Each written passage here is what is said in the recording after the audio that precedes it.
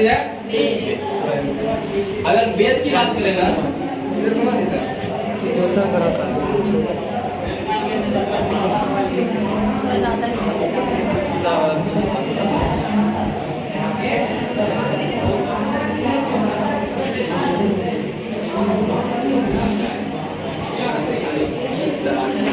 जो वेद का रचने का काम क्या था, ये था महर्षि कृष्ण द्वयापन वेद व्यास। कृष्ण द्वयापन वेद व्यास, यानी रचयिता नहीं कर सकते हैं, ठीक है, संकलन कर्ता कर सकते हैं। क्या कर सकते हैं? संकलन कर्ता जो थे महर्षि कृष्ण द्वयापन वेद व्यास, याद रखना हमेशा। यहाँ वेद का संकलन करता कौन है? महर्षि कृष्ण द्वयापन, इन्होंने तो वेद का संकलन किया। पता है, यह तो है इतिहास जानने का। पहले वेद के बारे में 2 पॉइंट जान लेते हैं। संकलन करता हो गया, कहा वेद जो है यह ऐतिहासिक स्रोत में जो है ना सर्व प्राचीन धर्म ग्रंथ। क्या बोले हैं? सर्व प्राचीन धर्म ग्रंथ वेद, ठीक है। अगला पॉइंट याद रखना, क्या बोले हैं? वेद जो है संकलन करता महर्षि कृष्ण द्वयापन वेद व्यास है, और यह जो है इतिहास जानने का सबसे प्राचीन धर्म है, ठीक है।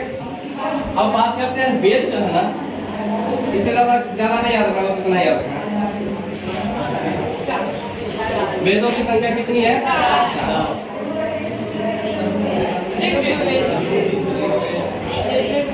ऋग्वेद, यजुर्वेद, सामवेद, अथर्ववेद। इसी को इसी क्रम से याद रखना, ठीक है। ऋग, यजुर, साम, अथर्व, जरूर याद रखना। अगर नहीं याद होगा क्रम से, अगर कभी कभी इसमें फर्क आता है, यजुर पहले आता है कि साम पहले आता है, इसको याद रखना है। ऋषा याद रख सकता है, ऋषा याद करने का मतलब ऋषा ना, आर से ऋग्वेद हो जाएगा, वाई से यजुर्वेद हो जाएगा, एस से सामवेद हो जाएगा, ए से, ठीक है। ऋषा याद रखेंगे, आर वाई एस से। ऋ से हो जाएगा ऋग्वेद, वाई से हो जाएगा यजुर्वेद, एस से हो जाएगा सामवेद, और ए से हो जाएगा अथर्ववेद। इसी क्रम में अपना लोग को याद रखना, ठीक है। अभी देखो, अब क्या बोल रहे हैं? ऋग्वेद, तो वेदों की संख्या कितनी? 4। कहा इस 4 जो वेद है ना, ऋग्वेद जो है ना सबसे पुराना या सबसे प्राचीन वेद है, या सबसे पहले का वेद पूछा जाएगा कौन सा वेद है? और अथर्ववेद जो है इसके बारे में याद रखना है, ये जो है ना सबसे बाद का वेद है, सबसे बाद का। 2 पॉइंट यहाँ से याद रहेगा। सबसे पहले, सबसे प्राचीन वेद, सबसे बाद का वेद। ये जो 4 वेद है, वेदों की संख्या 4 जो है, इस 4 वेदों को मिलाकर हम लोग जो है इसको संहिता करते हैं, ठीक है। ऋग्वेद, यजुर्वेद, सामवेद और अथर्ववेद, यानी चारों वेदों को मिला देंगे तो इसको क्या कहेंगे? याद रहेगा, चारों वेदों को क्या कहा गया? संहिता। अब एक पॉइंट यहाँ से हो रहा है, सिर्फ अथर्ववेद को छोड़ दे। किसको छोड़ दिए? अथर्ववेद को छोड़ दिए। तो ऋग्वेद, यजुर्वेद और सामवेद, अगर इस तीनों को सम्मिलित रूप किया जाए, इसको हम लोग कहते हैं, या किताबों में कहा गया वेद त्रयी। क्या कहा गया? वेद त्रयी, याद रहेगा। संहिता क्या है? तो ऋग्वेद, यजुर्वेद, सामवेद, अथर्ववेद, चारों को मिलाने के बाद इसको क्या कहा? संहिता। जबकि अगर अथर्ववेद को, सबसे बाद वाला वेद को छोड़ दिया जाए, ऋग्वेद, यजुर्वेद और सामवेद, इस वेद को क्या कहता है? वेद त्रयी। अब प्रश्न यहाँ से यही आता है कि वेद त्रयी में कौन शामिल नहीं है? अथर्ववेद शामिल। वेद त्रयी में कौन शामिल नहीं है? अथर्ववेद शामिल। ये चीज समझ आ गया। अब थोड़ा सा आते हैं ऋग्वेद के बारे में, इसके अब इसमें चलते हैं। ऋग्वेद इसमें चलते हैं। सबसे पहले तो इसका परिभाषा जान लेते हैं, ठीक है। ऋग्वेद का परिभाषा क्या है? कहता है ऋचाओं के क्रमबद्ध ज्ञान का संग्रह, ज्ञान का क्या कहलाता है? ऋचा मतलब छोटा छोटा श्लोक दिया गया, छोटा छोटा दोहा गया, तो कहता है उनसे जो क्रम, उनको क्रमबद्ध तरीके से लिखा गया और उनसे जो ज्ञान प्राप्त होता है उसी को हम लोग क्या कहते हैं? सबसे प्राचीन वेद है यानी ऋग्वेद। दूसरा पॉइंट इसमें जो है जब इसका विभाजन करेंगे तो कहता है ऋग्वेद को तीन तरह से विभाजन कर सकते हैं। एक कहता है इसको मंडल में बांटा गया, एक जो है सूक्त में बांटा गया है, और एक जो है इसको ऋचा में बांटा गया। ठीक है, हालांकि ऋग्वेद आगे जो है फिर वेद का विभाजन एक तरह और पढ़ाएंगे। इसमें याद रखना ऋग्वेद का विभाजन जब किसमें किया गया? मंडल में, सूक्त में। कहा मंडल की संख्या 10 है, सूक्त की संख्या 10 है और ऋचा की संख्या 10,400। ठीक है, मंडल कितना? 10, सूक्त 10, ऋचा 405। कहा इसमें तो मंडल में आ जाते हैं थोड़ा सा। कहा ये जो मंडल है 10 मंडल हमको मुख्य रूप से नहीं पता है। अपना लोग के जो किताब के हिसाब से जो दिया जो इम्पोर्टेंट मंडल है इसमें से 4 मंडल। कहा इसमें जो पहला चीज है तीसरा मंडल। कौन मंडल? तीसरा मंडल। कहता है ऋग्वेद का जो तीसरा मंडल है ना, कहता है ये सूर्य देवता सावित्री है। सूर्य देवता सावित्री गलत लिखा गया क्या? उसके बाद ठीक है, 2 लिखा हुआ। चलो तुम लोग समझ रहा, सावित्री है। सूर्य देवता सावित्री को जो है ना गायत्री मंत्र समर्पित है। कौन सा मंत्र? याद रखना कहेगा कि ज्यादा पूछा जाने वाला क्वेश्चन होता है कि गायत्री मंत्र जो है ना किस देवता को समर्पित है? तो सूर्य देवता। किस देवता को? सूर्य। और ऋग्वेद के किस मंडल में? फिर आता है 8वें मंडल। कौन सा मंडल? 8वें मंडल। इसमें कहा गया 8वें मंडल में कहा कि हस्तलिखित ऋचा। हस्तलिखित मतलब समझा? हाथ से लिखा गया श्लोक है। तो कहा इसमें जो है ना हस्तलिखित ऋचा है। हस्तलिखित ऋचा को जो है ना खीर का बात समझ आ गया। तीसरा मंडल में क्या चीज है? गायत्री मंत्र, सूर्य देवता को समर्पित है। 8वें मंडल में क्या किया गया? हस्तलिखित जो ऋचा है इसको क्या कहा गया? खीर का। उसके बाद आता है एक 9वां मंडल। कौन सा मंडल? 9वां। इस 9वां मंडल में जो है कहा जो है ना देवता सोम का उल्लेख है। अब कहेगा सर ये सोम देवता सोम कौन है? तो सोम जो है ये वनस्पति का देवता है। सोम कौन है? वनस्पति का देवता है। तो देवता सोम का उल्लेख किया गया। और एक है 10वां मंडल का, ये तो 10वां मंडल है कहा ये जो है ना जिसमें चतुष्वर्ण समाज, वर्ण समाज का उल्लेख किया गया। और इस चतुष्वर्ण समाज में जो बताया गया है कहा जो है ना वर्ण जो है 4 है। वर्ण कितने हैं? 4 है। और ये 4 जो वर्ण है कौन कौन सा, थोड़ा सा इसको यहाँ देख लेते हैं। कहा इसमें जो है ब्राह्मण है, क्षत्रिय है, वैश्य है और शूद्र है। ठीक है, तो कहेगा कि चतुष्वर्ण समाज का जो वर्णन किया गया है, चतुष्वर्ण समाज का वर्णन 10वां मंडल। क्योंकि फिर तीसरा मंडल, 8वां मंडल, 9वां मंडल, 10वां मंडल, चतुष्वर्ण समाज। और इसमें बताया गया है कि इसमें जो है पृथ्वी सूक्त है। क्या है? पृथ्वी सूक्त का 10वें मंडल में पृथ्वी सूक्त है। कहता है जो चतुष्वर्ण समाज का उल्लेख करता है और कहा ये कह रहा है कि वर्णों की संख्या 4 है, ब्राह्मण, क्षत्रिय, वैश्य और शूद्र। कहता है जिनकी उत्पत्ति जो हुआ है, ब्रह्मा की उत्पत्ति जो हुआ है भगवान के मुख से। ब्राह्मण की उत्पत्ति ब्रह्मा के कहा, इसको कहा कि इनकी जो उत्पत्ति हुई है चारों वर्णों का ब्राह्मण मुख से, का क्षत्रिय जो है ना भुजा से, ब्रह्मा के भुजा से, वैश्य का जंघाओं से, कहाँ से? जंघाओं से, और शूद्र जो कहा है चरणों से।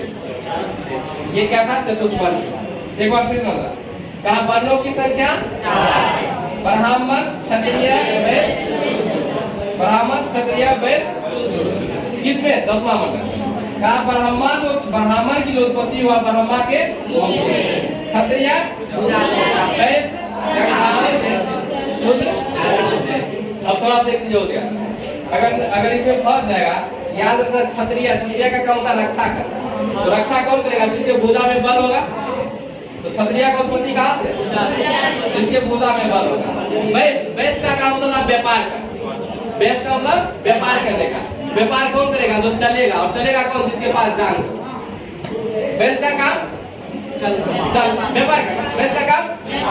और व्यापार कौन करेगा? जो चलेगा, और चलेगा कौन? जिसके पास जान। ये नहीं कि लिखा नहीं है, हम याद करने का तरीका होता है, ऐसा नहीं कि लिखा गया है, हम याद करने का तरीका इस तरह से हम याद कर सकते हैं। शूद्र मतलब मान लेते शूद्र जो होता है नीच कैटेगरी का आदमी था, इसका काम होता है सेवा करना। तो सेवा करता था, ये मतलब जो मान लेते मालिक है, मालिक का क्या कहा रहता था? चरण में। तो शूद्र की उत्पत्ति बताओ, मुख से याद होगा। ब्राह्मण की उत्पत्ति क्षत्रिय वैश्य शूद्र। अब एक चीज और आता है इसमें, कहा कि एक धर्म सूत्र कह रहा है, धर्म सूत्र जो कह रहा है कि ये तो हालांकि जो इसकी काम का जो कहता है बंटवारा किया गया, जैसे ब्राह्मण का काम अलग होता है, क्षत्रिय का काम अलग होता है, वैश्य का काम, सबका काम अलग अलग होता है। कहा ये धर्म सूत्र जो है ना, इस चीज को जो है नहीं मानता है, जैसे कि जन्म के आधार पर कर्म को बांट दिया, जो जिस जाति में जन्म लेता है उस काम का करता है। तो हालांकि धर्म सूत्र ये नहीं कहता है, कहा जाति में उत्पन्न करने वाले उस काम का योग्य नहीं है। मतलब अगर तुम्हें क्षमता है, कर्म को इन्होंने क्या बताया? विभाजन का आधार बताया, यानी कर्म के आधार पर हम जाति को क्या कर सकते हैं? बांट सकते हैं। ऐसा आजकल क्या होता है, जन्म के जिस जाति में जन्म लेते हैं उस काम को अपना लेते हैं, लेकिन ये धर्म सूत्र ऐसा बात नहीं कहा कि धर्म सूत्र कह रहा है कर्म के आधार पर इन जातियों का क्या होना चाहिए था? विभाजन होना चाहिए था, लेकिन इसको क्या बना दिया गया? वंशानुगत यानी वंशागत। ठीक है, या बंद कर रहे हैं इसमें। अभी पर समझ लो, वेद की संख्या 4, ऋग यजुर साम, याद रखना है ऋषा ना, आर से ऋग्वेद, वाय से यजुर्वेद, एस से सामवेद, ए से अथर्ववेद। ऋग्वेद सबसे प्राचीन वेद, ऋग्वेद सबसे बाद का वेद, उसके बाद होगा चारों वेदों को मिलाएंगे तो 3 वेद को मिलाएंगे तो वेद तरई में। वेद तरई में कौन नहीं शामिल है? उसके बाद ऋग्वेद की परिभाषा अगर देंगे क्या कहते हैं? ऋचाओं का उसको ऋग्वेद कहते हैं। ऋग्वेद में कितना मंडल? कितना सूक्त? 10। कितना ऋचा? इसमें 4 को जो मंडल इंपोर्टेंट है, जिसका तीसरा मंडल सूर्य देवता को समर्पित गायत्री मंत्र है। 8वें मंडल में ब्रह्मा मंडल को उल्लेख किया। 10वां मंडल चतुष्वर्ण समाज का उल्लेख किया, जो पृथ्वी सूक्त बताता है। क्या इसके अनुसार वर्ण 4 है? ब्राह्मण क्षत्रिय वैश्य। ब्राह्मण का उत्पत्ति कहाँ से हुआ है? क्लियर?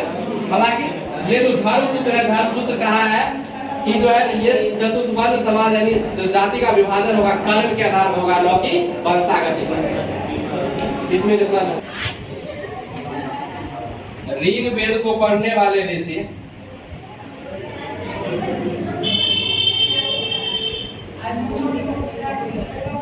होत्री कहलाते थे। होत्री यानी ऋग्वेद को जो पढ़ता था ना, ऋषि पढ़ने का काम करता, उसको क्या कहते थे? होत्री कहते।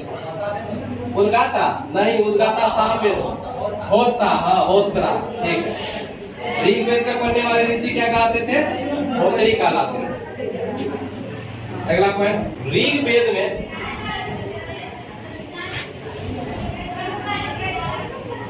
इंद्र के लिए 250 तथा अग्नि के लिए 200। ऋग्वेद में इंद्र के लिए 250 तथा अग्नि के लिए 200 मंत्रों का उल्लेख किया गया। 200 मंत्रों का उल्लेख किया गया। एक बात होता है, याद रखना, इंद्र के लिए कितना मंत्र? अग्नि के लिए कितना? 200। इससे क्या पता लगता है? कि वैदिक युग में, ऋग वैदिक काल में जो महत्वपूर्ण देवता जो थे ना, ये कौन थे?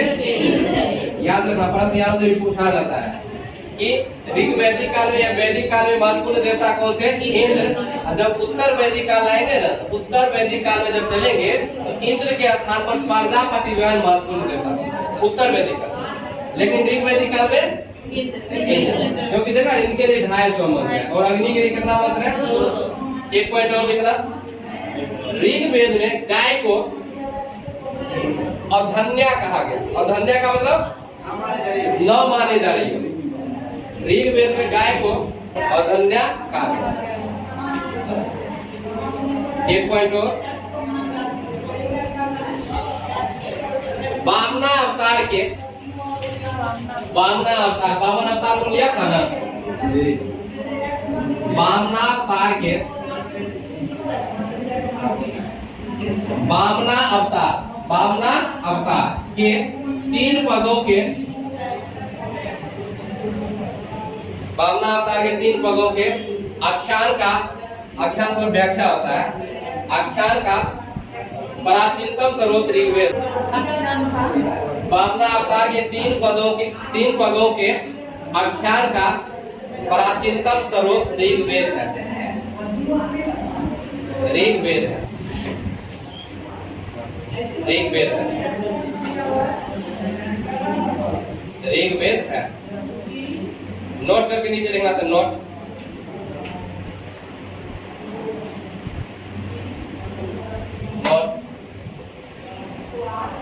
ऋग्वेद के बाद, ऋग्वेद के बाद, ऋग्वेद के बाद वैदिक साहित्य में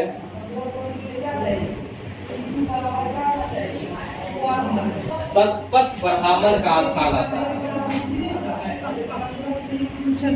शतपथ ब्राह्मण का स्थान आता है।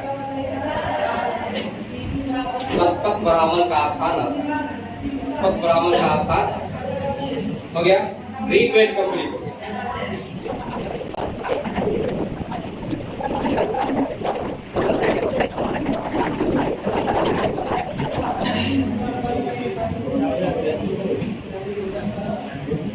यजुर्वेद क्या है? देखो इसमें ज्यादा कुछ नहीं याद रखना है। क्या है कि जो है वैदिक जो कर्म कांड है,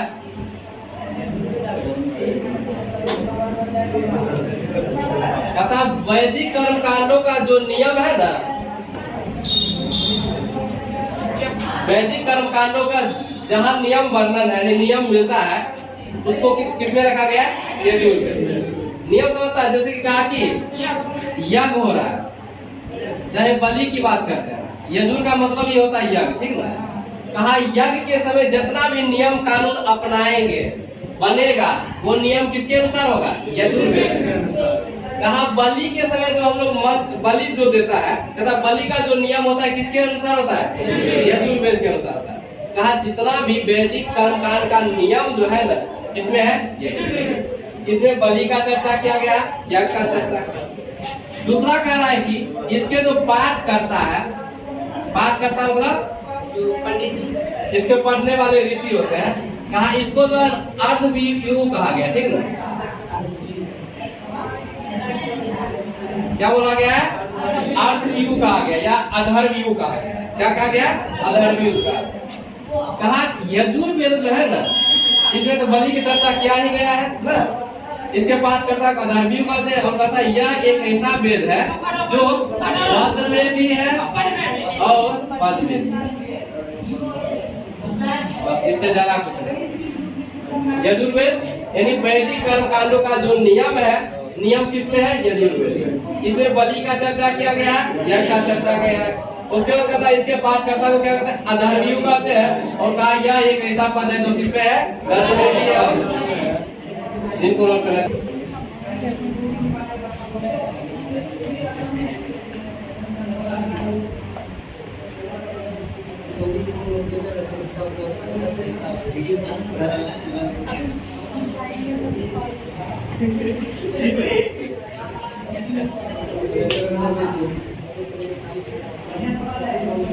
बस इसके बारे में 3 अक्षर याद रखना है।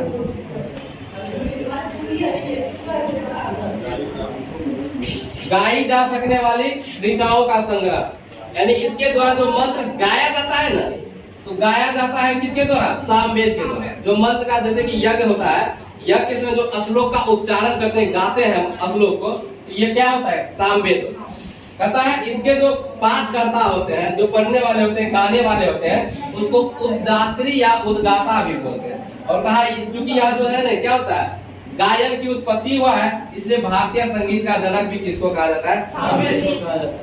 एक चीज याद रखना है, कहा ये 2 वेद है ना, एक यजुर्वेद और एक कौन सा वेद? सामवेद। यजुर्वेद और सामवेद, इसमें जो है ना ऐतिहासिक घटना का वर्णन नहीं है।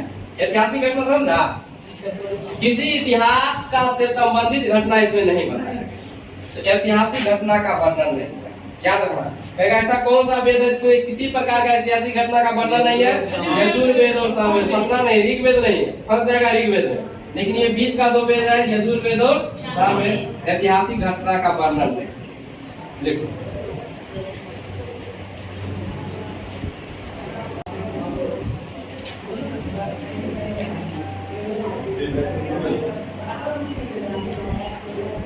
यजुर्वेद से सबसे ज्यादा पूछे जाने वाला क्वेश्चन एक बलि और एक गद एवं पद वाला।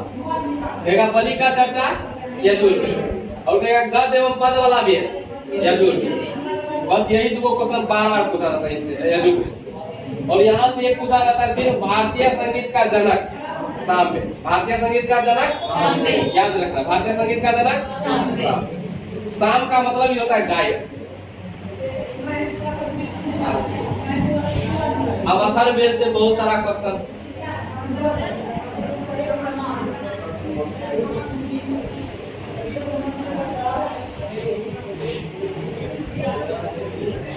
अथर्ववेद, ठीक है? देखो अथर्ववेद जो है, सबसे पहले इसके रचयिता देख लेते हैं। इसके जो रचयिता है ना, अथर्वा ऋषि थे। कौन ऋषि? इसके नाम पर ही रख दिया गया है अथर्व, ठीक है? इसके बाद कहता है इसका जो है ना ऐतिहासिक दृष्टि से जो महत्व है, इसका जो ऐतिहासिक दृष्टि से महत्व ये है कि इसमें जो है ना सामान्य मनुष्य के, यानी मनुष्य को जो कहा विचार रखा गया है, अंधविश्वास रखा गया है। प्रश्न यहाँ से उठाएगा, मनुष्यों के अंधविश्वास को, विचारों को किसमें रखा गया है? अथर्व। कहा मनुष्य, सामान्य मनुष्यों के विचारों और अंधविश्वासों को इसमें रखा गया है। जैसे कि इसे में आ गया जादू टोना का नाम सुना है? कहा जादू टोना हो गया। इसके बाद हो जाता है सांप, हो जाता है सांप, होता है ना, किसी को सांप देना, अभिशाप करना है। उसके बाद कहता है सांप हो गया, वशीकरण हो गया। वशीकरण नहीं, किसी को बस में कर लिया है, वशीकरण हो गया। इसी में आ जाएगा विवाह भी आ जाएगा, विवाह भी हो जाएगा। इसके बाद हो जाएगा रोग निवारण हो जाएगा। जो झाड़ फूक का सब होता है, जादू टोना नहीं, जादू टोना कर दिया, सांप, रोग निवारण, चलो मतलब क्या करते हैं, झाड़ फूक कर लेते हैं। ये सारा का सारा किसमें आ जाएगा? इसी को रखा था, लोगों का अंधविश्वास। ये सब किसको रखा गया? अथर्ववेद। जादू टोना, सांप, वशीकरण, विवाह, रोग निवारण, तंत्र मंत्र होइए कैसी जादू टोना और भी आएगा। और सबसे इम्पोर्टेंट चीज इसका ये चीज आ गया है कि ये जो अथर्ववेद है ना, अथर्ववेद को जो है ना, इसमें सभा एवं समिति को, सभा एवं समिति को प्रजापति की जो है ना 2 पुत्री कहा गया। प्रजापति की 2 पुत्री। इसमें सबसे ज्यादा प्रश्न यहीं से कहेगा, किस वेद में सभा एवं समिति को प्रजापति की 2 पुत्रियां कहा गया है? अथर्ववेद में। और कहेगा एक चीज यहाँ से पूछेगा, सामान्य मनुष्यों का अंधविश्वास, जादू टोना, रोग निवारण, वशीकरण, विवाह, ये सब का वर्णन किसमें किया गया? और एक चीज और यहाँ से याद रखना, सबसे पहले जो है ना औषधि का जो प्रयोग किया गया, औषध का खोज किया गया, औषध का इसी में प्रयोग किया। किसमें? औसत का जो सबसे पहला खोज किया गया, प्रयोग किया गया था, किसमें किया गया था? बस चालू। देखो कहा अब जो है ना वेद का विभाजन